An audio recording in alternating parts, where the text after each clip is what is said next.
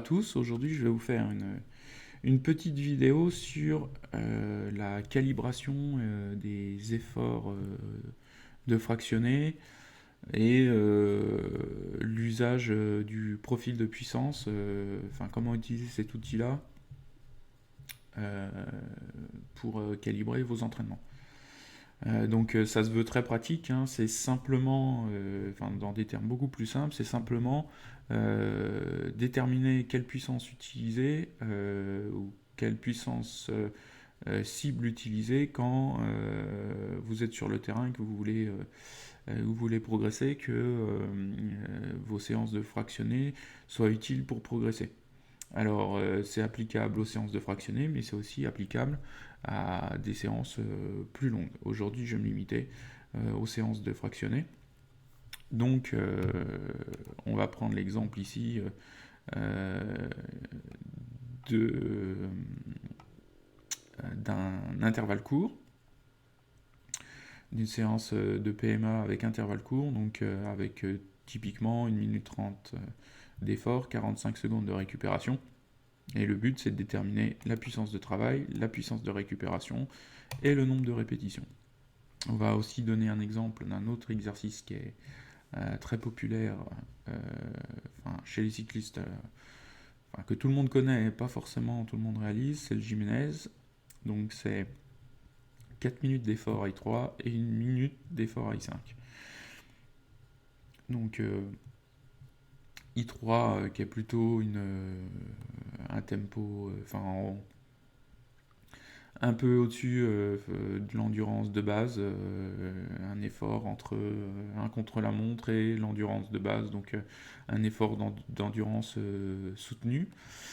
Et I5 est 100% de la PMA, donc un effort aérobie très violent. Donc le but, ça va être de déterminer combien de répétitions de cet exercice on fait. Pour ça, on va avoir donc besoin d'outils, le profil record de puissance. Alors ça nécessite d'avoir un capteur de puissance, d'utiliser soit Strava donc en version payante, soit d'utiliser Golden Shida, qui est un logiciel standalone gratuit, soit d'utiliser WKO+, qui est un logiciel payant, qui est multiplateforme Mac, Windows, Linux, je sais pas. Euh, Linux, je ne pense pas, à moins d'émuler un Windows. Euh, Sinon, vous avez, je vous mettrai des liens. On est en train d'écrire une librairie qui permet d'avoir ce genre d'outils. Alors ça va être un peu pour les geeks ou les développeurs, mais on est en train de développer un ensemble d'outils de script informatique qui permet à partir de vos fichiers Garmin d'utiliser, de générer vos profils de puissance. Donc voilà, vous avez, c'est possible, vous avez des versions gratuites pour obtenir votre profil record de puissance.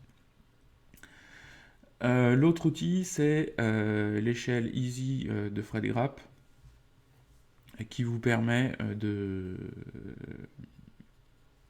déterminer vos zones de travail, soit à partir de, de, de, d'intervalles définis par des pourcentages de votre PMA, soit à des intervalles de temps associés à ces intervalles de PMA, de pourcentage de PMA.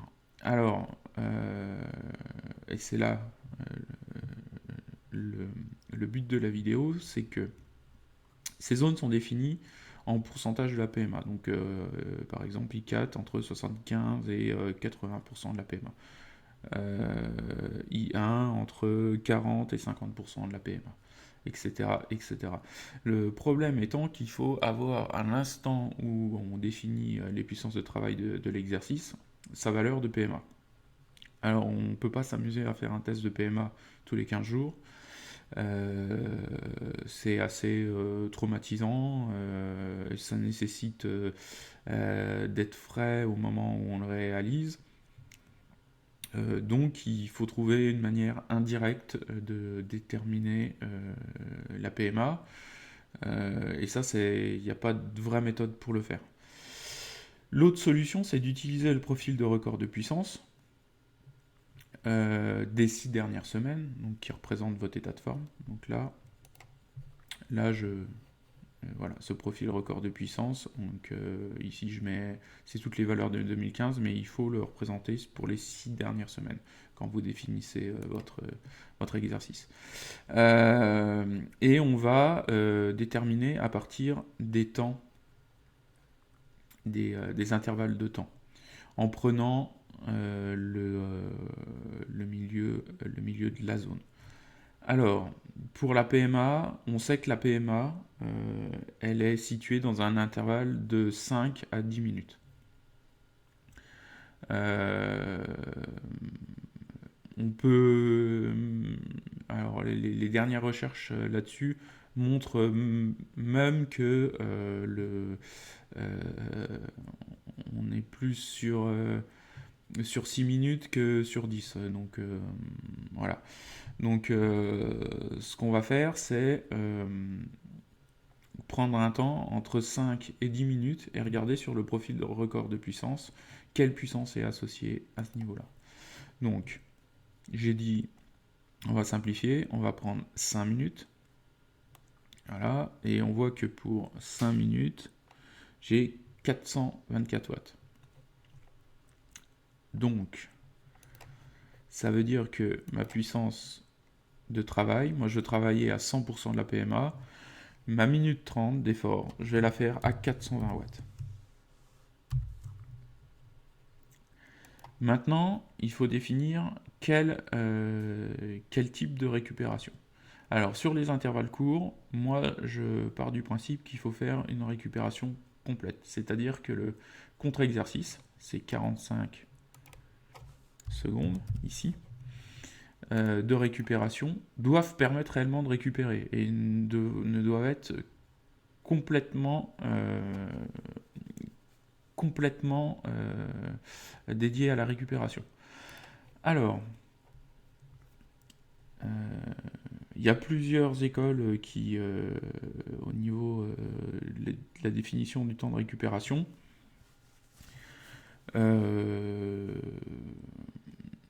je vous renvoie à la littérature et à la définition de la puissance critique. La puissance critique, c'est la puissance sous laquelle votre récupération est maximale. C'est-à-dire tout le temps que vous allez passer dans cette zone, vous allez vraiment récupérer et plus vous serez en dessous, enfin que vous soyez nettement en dessous de cette zone ou pas, ça changera plus grand chose. L'important c'est d'être en dessous de cette valeur. Alors la puissance critique, elle est définie dans la littérature comme la puissance qui comme la valeur qui est l'asymptote de votre courbe au bout d'un long temps. Voilà, c'est très, très précis. Pour ceux qui n'ont pas fait de maths, en gros, c'est la valeur c'est la valeur juste en dessous de la courbe après 2, 3, 4, 5 heures d'effort. Donc c'est ici, vous voyez, la gêne asymptote horizontale. Alors on ne considère pas après 6 heures, hein, on voit qu'on tend, notre courbe se rapproche petit à petit de l'asymptote horizontale pour ne pas réellement descendre en dessous. Donc comme je dis, il ne faut pas considérer les après 6 heures ici. Donc on se rapproche, typiquement, si vous regardez en haut du curseur, on se rapproche de la valeur 210 watts. Voilà, 214, 210 watts, on n'en bouge presque plus. Donc ma zone de récupération, c'est en dessous de 210 watts. Donc je dois être en dessous de 210 watts. Donc en gros, il faudra que je sois entre 210, et là vous définissez, c'est un intervalle de 30 watts à peu près, entre 210 et 280 watts pour la récupération. Donc quand vous êtes dans cette zone-là, vous êtes sûr de récupérer.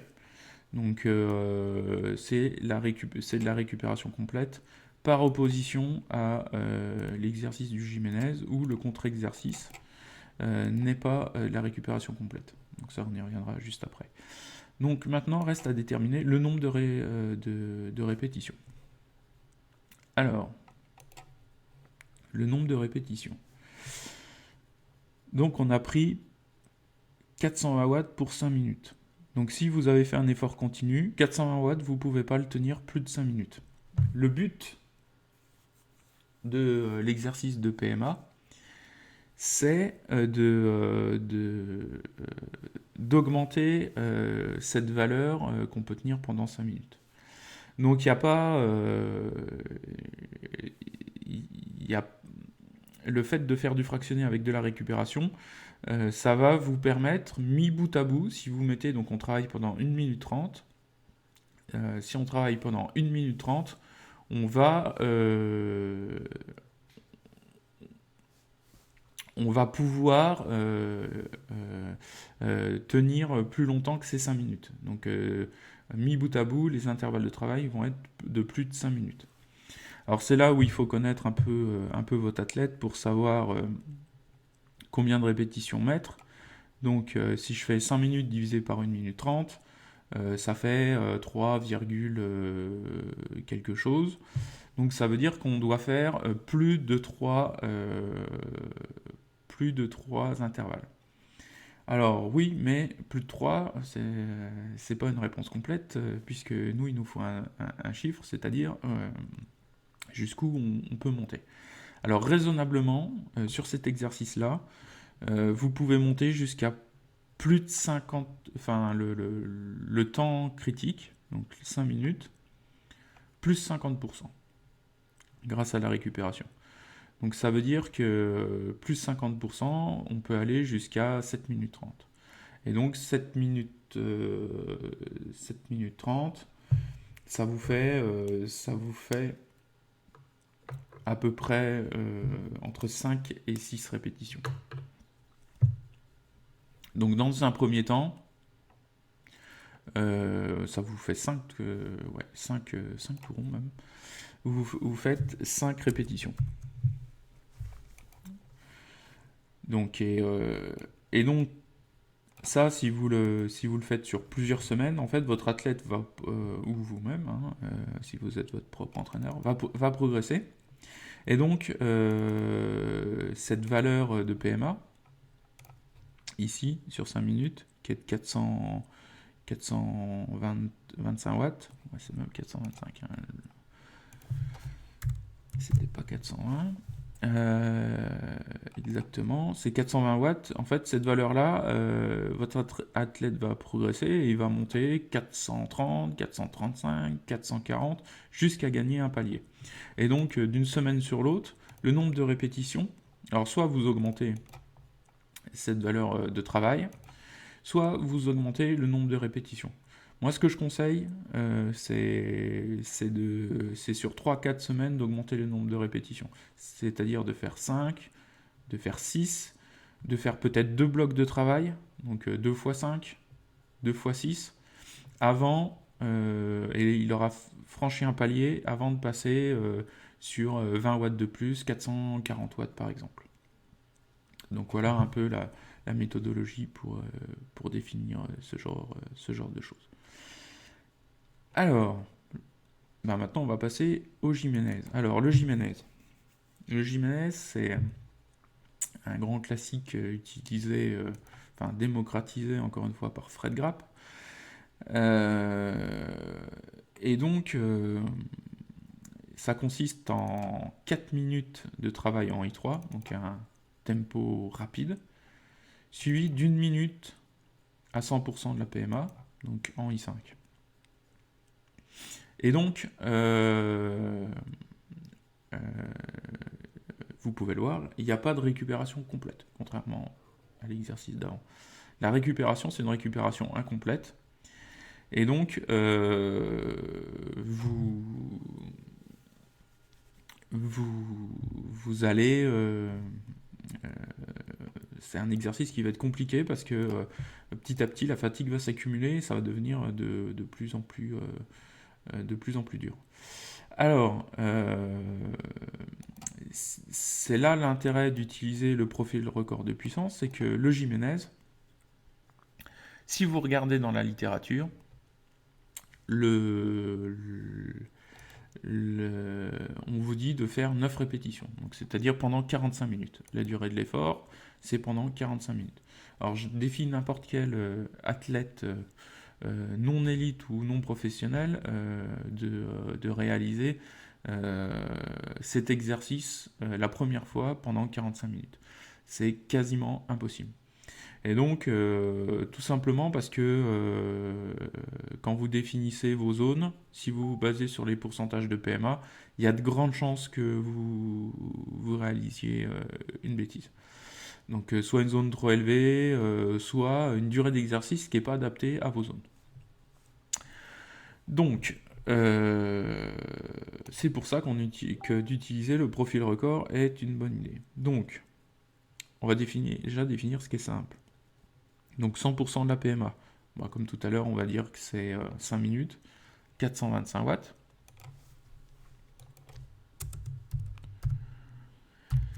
Et maintenant, on sait qu'on veut travailler en I3. Donc en I3, c'est là où vous reprenez. Alors I3, ça nous dit que I3, c'est entre 1 et 3 heures. Et 2 heures, pardon. 1 et 2 heures. Et donc, il faut se reporter à notre profil de puissance. Donc 1 heure, si je regarde, donc là c'est le haut de la zone I3, et 2 heures c'est le bas de la zone I3. Donc je regarde, entre 279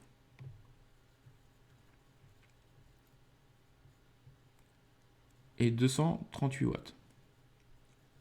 Donc là, il vous faut faire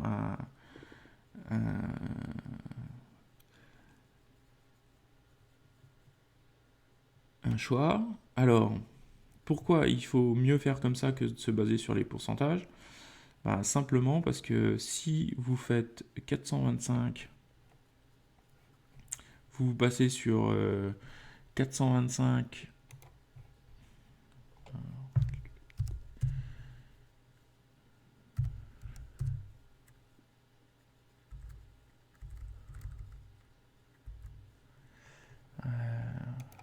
Bon, je vais vous le faire hors écran.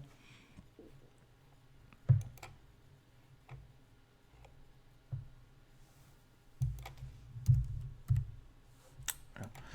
Ça va être mieux comme ça. Donc, 425 fois, donc,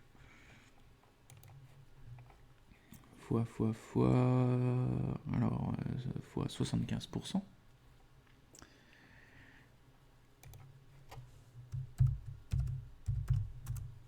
Donc on devrait être à 318.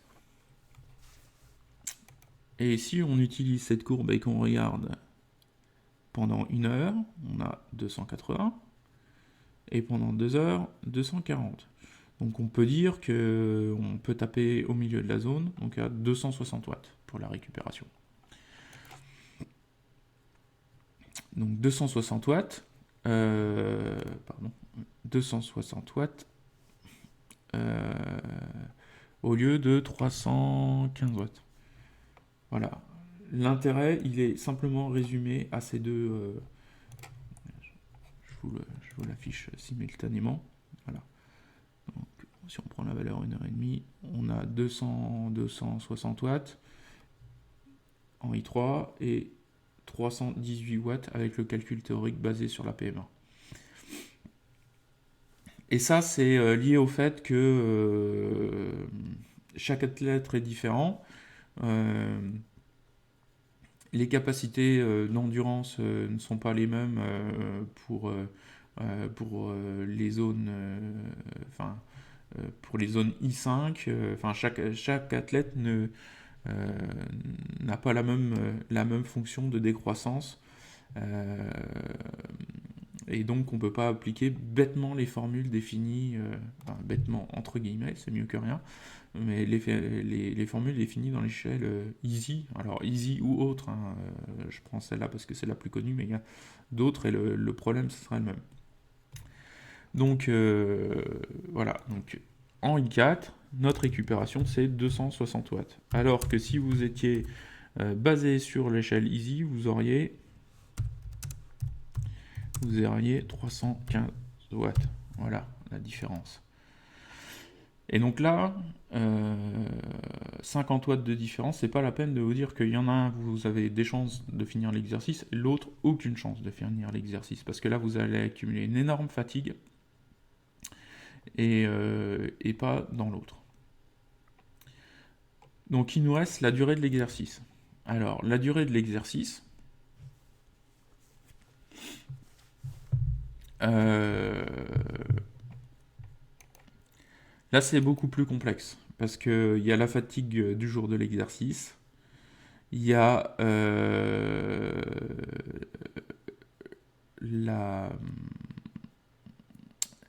la forme du moment, parce que votre athlète peut avoir travaillé la PMA et ne pas être au mieux encore sur ces zones I3 et I4. Donc là, c'est plus... ça nécessite un petit peu de doigté, et le plus simple, c'est...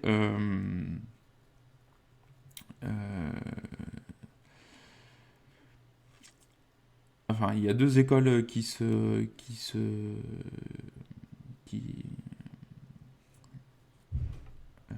pardon, concurrentes.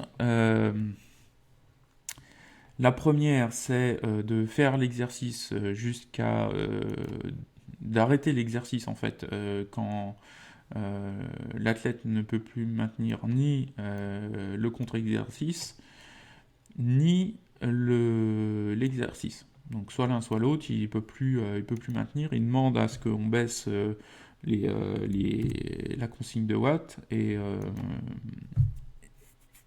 donc vous lui dites l'exercice doit s'arrêter là. Le deuxième, c'est de baisser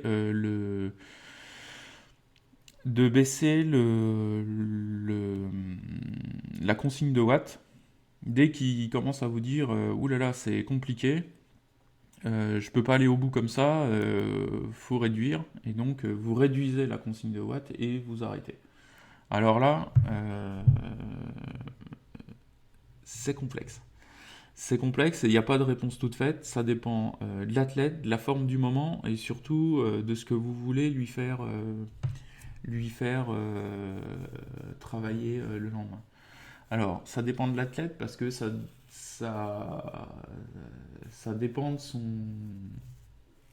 engagement psychologique du moment. C'est-à-dire s'il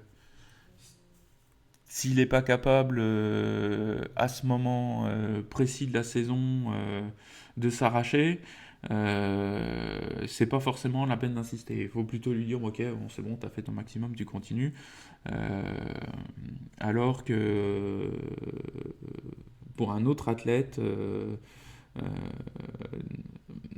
on va pouvoir lui dire ok, t'es presque au bout, mais il faut en mettre encore un peu.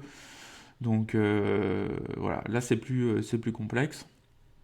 Donc voilà. Pour la durée de l'exercice, moi personnellement, je mettrais jusqu'à épuisement.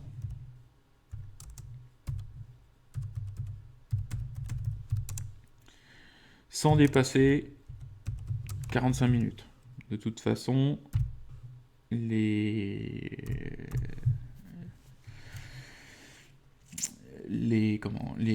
sur le terrain, on vérifie qu'au-dessus de 45 minutes, si l'exercice est bien calibré, au-dessus de 45 minutes, c'est pas possible, quoi. Donc voilà comment